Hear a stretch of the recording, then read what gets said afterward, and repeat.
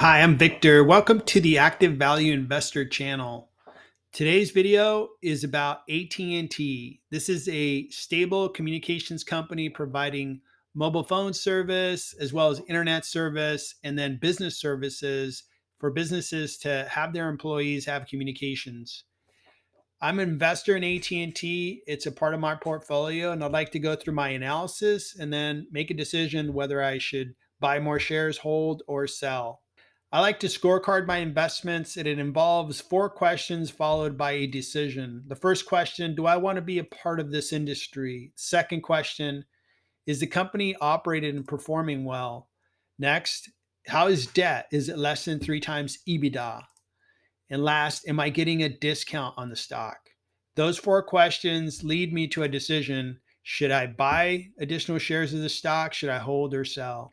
So, as mentioned, AT&T provides wireless, 5G, internet, and fiber. And it also provides business services. So the businesses give their employees communication services. Over the last 12 months, the stock is down 3%. And it's not too bad given today's market. And it's also paid a 5.7% dividend.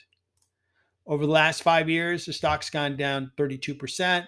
I think the company was troubled by having the direct TV business, which really didn't give them the focus they needed on just being a communications company. Valuation on AT&T, I value companies based on free cash flows. And I started by looking at the first 3 quarters of 2022 that are closed and reported. And I annualized those 3 quarters to arrive at an expected total annual free cash flow rate for 2022 will be $13,423,000,000. That's the first factor in my model. Next is growth rates. For years 2, 3, and 4, I'll grow at 4%, and then the perpetual growth rate will be 2%. I'm using a 10% weighted average cost of capital that I found on Finbox for AT&T. Together, those metrics lead the model to compute $158 billion of value for AT&T. The market cap for the company is only $137 billion.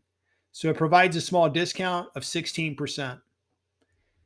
When it comes to debt to EBITDA, the ratio is 3.22, which is just slightly above my target of a company having less than 3x EBITDA to debt. Performance, the company has flat revenue, and in Q3, they actually had a decrease in revenue. Their PE is 7.13, which is a very low PE. They produce great cash flow.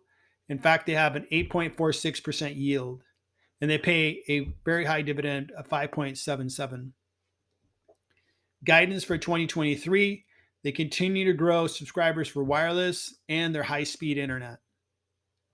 They're focused on the core business, which I believe is going to enable them to just get stronger in their core business to have a good 2023 and a good 2024. The focus gives me optimism that this stock will have some good upside, not tremendous upside, but it'll also pay a very good dividend.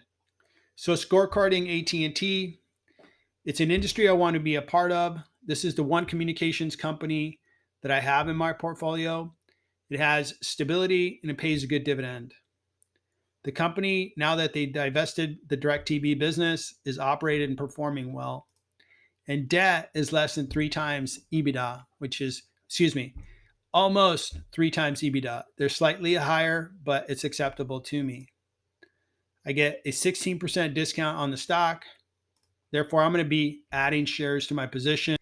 Thank you for watching the video. I hope you enjoyed it, found it interesting. Please keep in mind, I'm not recommending you buy AT&T stock. I just like to share my experience as a small investor in AT&T. Thanks again for watching. Good luck investing in 2023.